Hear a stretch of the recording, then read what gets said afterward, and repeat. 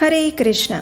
वर्ष 2025 की पहली एकादशी यानी पुत्रदा एकादशी, जो कि प्रत्येक वर्ष पौष मास के शुक्ल पक्ष में आती है। ये एकादशी हमारी वैदिक संस्कृति में अत्यंत पवित्र और फलदायक मानी गई है। शास्त्रों के अनुसार पुत्रदा एकादशी व्रत को व्रतों में श्रेष्ठ माना गया है, क्योंकि इसका पालन करने से मनुष्य के पूर्व जन्म के समस्त पापों का नाश होता है और भक्त को आध्यात्मिक परम उच्च गति का मार्ग प्रशस्त होता है। तो चलिए आज हम इसी परम पवित्र एकादशी की महिमा गान करती हुई उसी से जुड़ी हुई एक पौराणिक कथा का श्रवण करते हैं। पुत्रदा एकादशी अपने नाम के अनुसार ही उन दंपतियों के लिए अत्यधिक महत्वपूर्ण है जो संतान सुख की इच्छा रखते हैं। ऐसा कहा जाता है कि इस व्रत का पालन करके भगवान श्री विष्णु की आराधना करने से संतान प्राप्ति का वरदान मिलता है। साथ ही इस दिन भगवान की कृपा से जीवन में सुख, शांति और समृद्धि का संचार होता है। जो भी भक्त अपने कृष्ण भक्ति में प्रगति करना चाहते हैं, उन्हें भी इस एकादशी व्रत का दृढ़ता और पूर्ण श्रद्धा के साथ पालन करना चाहिए।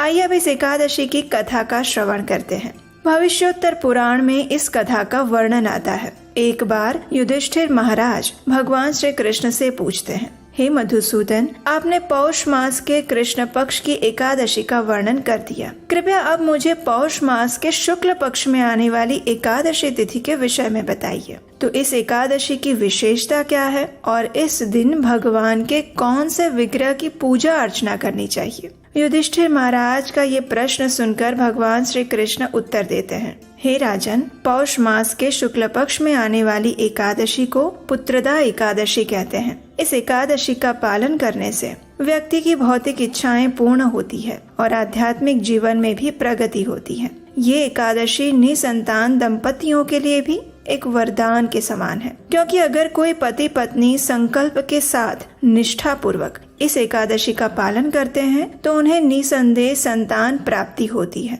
क्योंकि ऐसा ही कुछ हुआ था भद्रावती नगरी के राजा सुकेतुमान के साथ। उनकी पत्नी शैब्या अत्यंत सुशील और पतिव्रता नारी थी। राजा सुकेतुमान का राज्य हर प्रकार के सुख, समृद्धि, धन और धान्य से भरा हुआ था। कमी थी तो बस एक बात की, और वो था राज्य को आगे बढ़ाने वाले वंशज की। विवाह के अनेक वर्षों के बाद भी उन्हें कोई संतान का सुख प्राप्त नहीं हो पा रहा था, और यही बात राजा और रानी को पीड़ा पहुंचा रही थी। ऐसा कौन सा उपाय किया जाए जिससे वे भगवान को प्रसन्न कर सके और उन्हें भी संतान का सुख प्राप्त हो सके। एक दिन वे दोनों अपने पितरों का तर्पण कर रहे थे और उस समय भी उनके मन में यही विचार चल रहे थे कि कुछ समय बाद उनके पितरों का तर्पण करने वाला कोई नहीं बचेगा। राजा ने मन में ही सोचा, हे प्रभु, कहा जाता है कि पुत्र के बिना विवाह जीवन व्यर्थ है। संतान की अनुपस्थिति में व्यक्ति अपने पितृ ऋण से मुक्त नहीं हो सकता।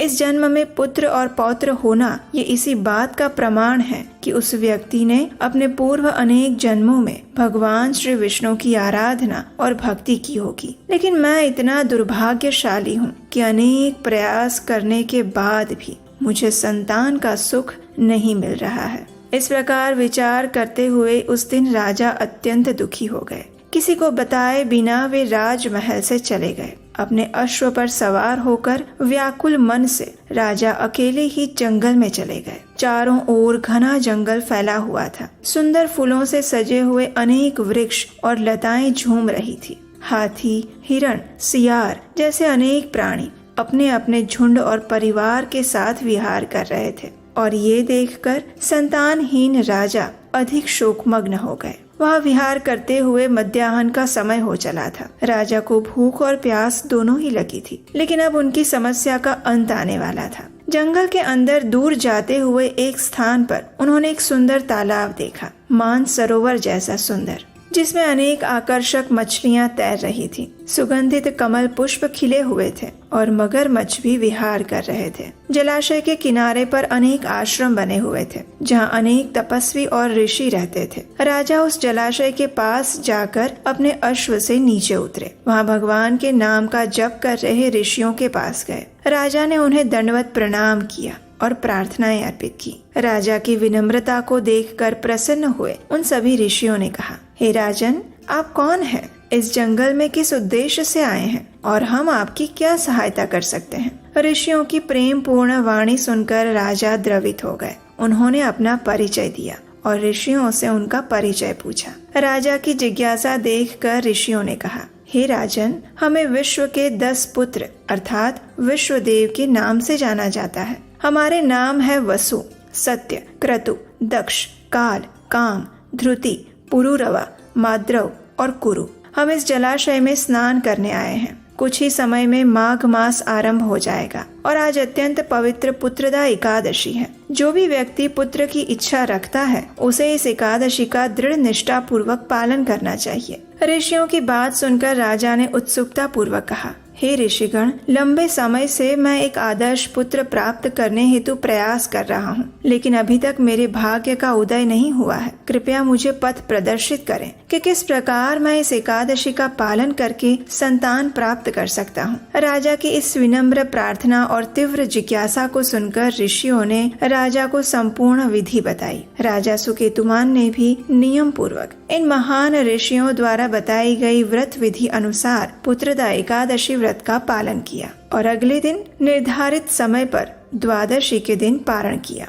ऋषियों को यथासंभव दान दिया, उन्हें प्रणाम अर्पित किए और वापस अपने राज्य में आ गए। कुछ समय बाद उनकी रानी शैव्या गर्भवती हुई और उन्होंने एक तेजस्वी सामर्थ्यवान पुत्र को जन्म दिया। इस कथा का समापन करते हुए भगवान श्री कृष्ण ने कहा, हे धर्मराज युधिष्ठिर, जो भी व्यक्ति इस एकादशी व्रत का श्रद्धा पूर्वक पालन करता है उसे इस भौतिक जगत में हर प्रकार के सुख प्राप्त होते हैं और जीवन के अंत में वो आध्यात्मिक जगत को प्राप्त कर लेता है। जो व्यक्ति इस कथा का श्रवण मात्र भी करता है उसे भी अश्वमेघ यज्ञ करने का फल मिलता है। बृहद नारदीय पुराण में धर्मराज स्वयं राजा भगीरथ से कहते हैं, संपूज्य गंधकुसुमैर्विष्णु विष्णु तिथौ नृपः जन्मायुताजितैर्पापै मुक्तो व्रजति तत्पदम्।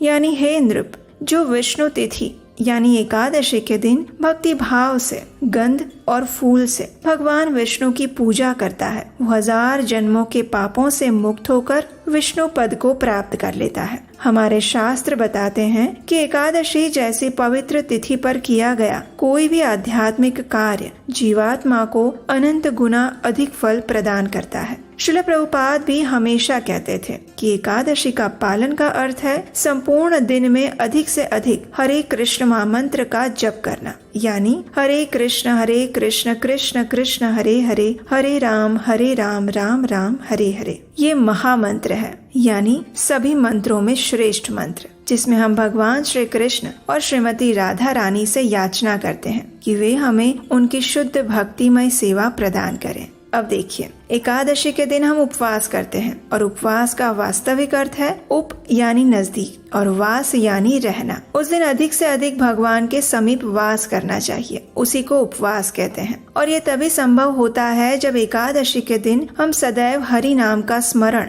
चिंतन और कीर्तन करें। एकादशी के दिन अपनी चेतना को शुद्ध बनाए रखना ये अत्यंत आवश्यक है।